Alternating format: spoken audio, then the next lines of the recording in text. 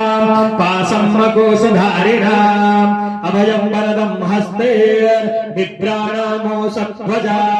रक्तं लम्बोदरं सुपकर्णाकं रक्तवासास समः रक्तगन्धानुलिप्ताङ्गं रक्तपुष्पे सुपूजिताम् भक्तानो कम्पिनं देवा जप्तकारणमुच्यताम् आविर्भूतं च सृष्टादो प्राकृतिः पुरुषात् परम् एव ध्यायन्ति यो नित्याम् स योगिः योगिनः वरः नमो व्रातपतये नमो गणपतये नमः मथपतये नमस्ते गणपतये ओम लंबोदराय एकदन्ताय विघ्न विनाशने शिवसुताय श्रीवरमूर्तये नमो नमः ओम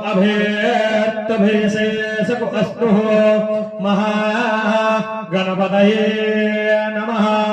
ओम महागणपतये नमः ओम